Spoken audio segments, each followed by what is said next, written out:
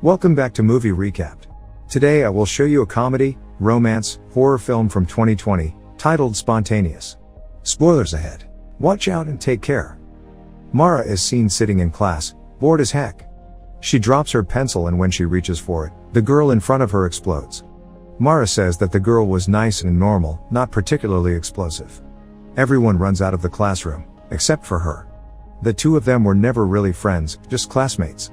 All of the students like the dead girl, but one of them in particular. As the kids run out of the building, Tess finds Mara in front and asks her what happened. She can't believe it, but then sees Mara's shoes.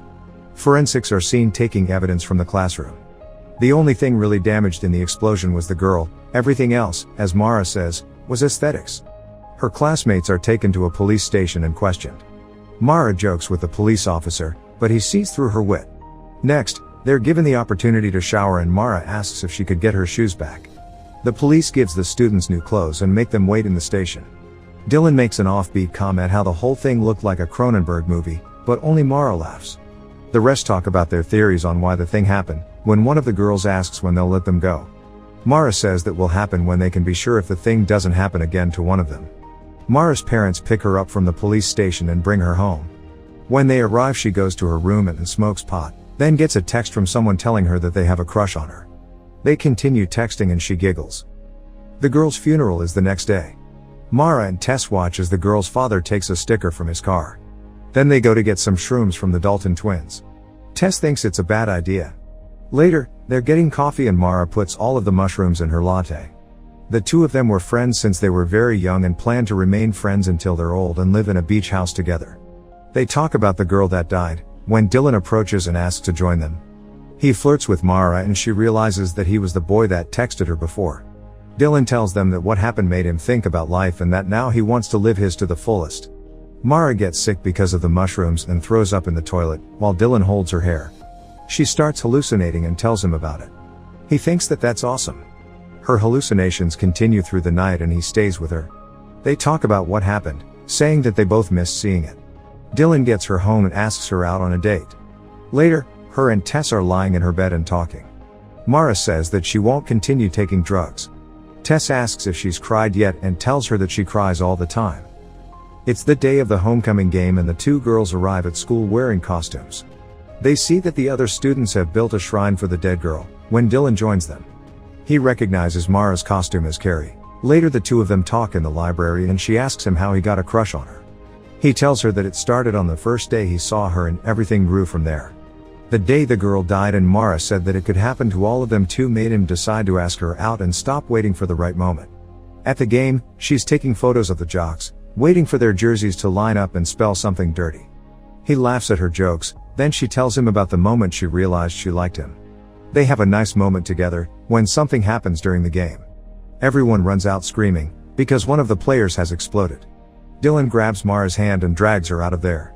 They hug behind the sports arena. The city becomes an important news story. The media has dubbed what happened the Covington curse.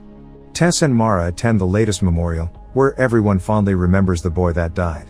The next day, her parents inform her that school has been cancelled indefinitely.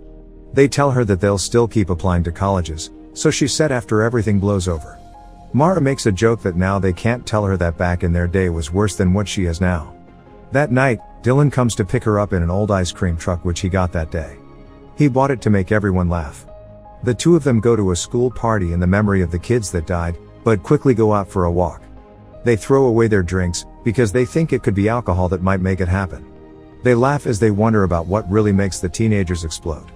After a moment they stop and talk about his father, then they kiss. Suddenly they hear screaming from the house and go to check what happened. Another student died. Mara and Tess talk to Agent Rossetti. She doesn't know what is happening either. Rossetti asks for their help and tells them to bring her something. Next, she goes to the Dalton twins and tells them that the agent told her to bring her drugs. Mara thinks that the reason behind it isn't because the police thinks the drugs are actually causing it, but just to check all possibilities. She tells them that she will buy everything from them. The three of them drive to the place where the twins hide their stash. They tell Mara that they will be leaving town soon and she tells them about Dylan, as she's texting with him. Suddenly, the brother blows up.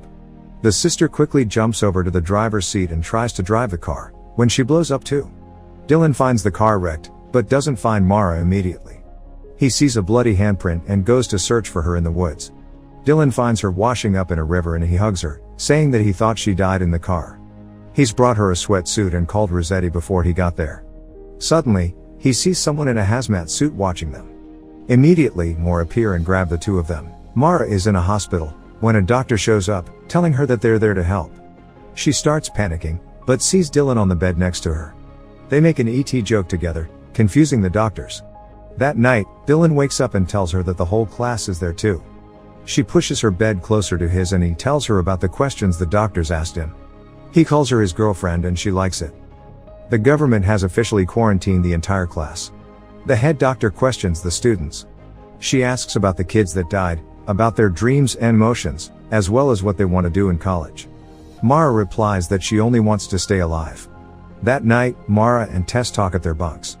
Tess is worried that it might happen to Mara and makes her promise that it won't. She says that if Mara goes, so would she. The next day, the class is in a recreational chamber. Mara complains that she's bored and says that they should break out. No one wants to or have already tried, so they start talking about the explosions. Two boys argue if it's a curse or not. Dylan shares a dumb idea and everyone ridicules him. Him and Mara make out in the shower. Later, a government official shows the teenagers a PowerPoint presentation and offers to answer all of their questions. Mara doesn't understand what they're actually doing to help them and makes fun of him. The official gives a cliched reply and the kids laugh at him, but get angry quickly. One of them explodes. Then another one explodes while sleeping. Tests are being done in the facility. The parents of the kids wait outside of the facility and the doctor comes out to tell one of the couples what has happened to their child. The kids keep dying and all of the tests and the drugs they are giving them fail. They all try to live as normal as they can inside, but one after the other, the teenagers keep exploding. Even the doctors working in the facility get restless. The blue pill that they are being given seems to start working. Everyone in the facility is happy about it. At one point they release the kids in the custody of their parents. Mara's mom and dad drive her home, when she sees that there are no Christmas decorations in the city. Her father tells her that no one felt festive, but when they arrive home they surprise her with a tree. Later, the three of them are decorating the tree, when her father hands her her vape and tells her that she's terrible at hiding the fact that she smokes pot. They all vape together and talk about adulthood and her graduation. Before bed, Mara takes one of the blue pills. The next day, Dylan is at her house. They sleep together for the first time. Mara asks him if they're safe and Dylan says that he doesn't know, but that they should take it one day at a time and go back to school. She doesn't want to go back. Their class is the only one that will be going to school in the same building. One of their teachers tells them a story of how he'd seen someone blow up when he was a soldier. He tells them that he'll help them graduate. Later, Rossetti is taking Mara's blood pressure and they talk about the nickname of the blue pill, the snooze button, which Mara doesn't like. Rossetti doesn't think that it's over.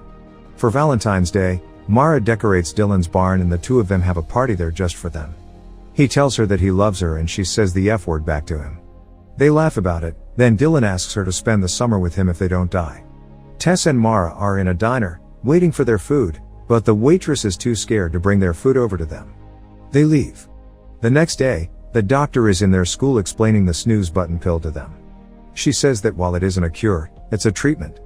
The doctor gets a volunteer to make a point, but as soon as the kid starts following her instruction, he explodes. Suddenly, another one explodes too. Then a third one. All of them run out, but kids just keep blowing up.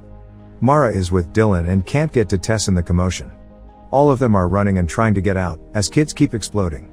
Mara gets left behind and when a schoolmate tries to help her, he explodes too. She finds a door and gets out of the school. Dylan meets her outside and they embrace. Suddenly, Dylan explodes right in front of her. Mara walks home covered in blood. Rossetti finds her and takes her to a hospital. A fragment of his jaw hit her in the head. Her mom goes to the hospital and helps her wash off. That night, she sleeps between her parents. She gets really depressed and stops taking the pills, refusing to communicate. Dylan's funeral comes and goes. Tess tries to get her out of her room, but Mara just sits there watching videos of Dylan. At one point she leaves her room and makes cocktails for her dad. Mara calls the cocktail "All My Friends and Boyfriend Are Dead." She drinks the drink and her dad tells her that he's not equipped to deal with this. Mara tries to joke, but just keeps getting drunk. She leaves her house that night drunk and the next day shows up at Tess's house, still drunk. They argue about going to school. Tess doesn't know how to help her because Mara has lost all hope. She goes to school, leaving Mara behind. After that, Mara storms a protest about the curse, then steals alcohol from a store. The people that work there let her take it. Agent Rossetti waits for her in front of the store, and when Mara tries to throw her a bottle of vodka, she breaks her window. Later, she argues with her parents about that and about getting drunk constantly. They want to help her, but she doesn't want to play along and make them feel better, considering that she too might die soon. Mara goes to her room and thinks about going to prom, but then enters a message board where other students are talking about the Covington curse. They are calling her the curse and she believes them. Mara goes to her school and visits the memorial for the first girl, then her classroom, and finally the place where Dylan died. It's the night of the prom and Mara is sitting on a swing. Tess joins her and they start talking about their future again. She tells Mara that she's leaving Covington that night. Before she leaves, Tess tells Mara that she'll always be her best friend.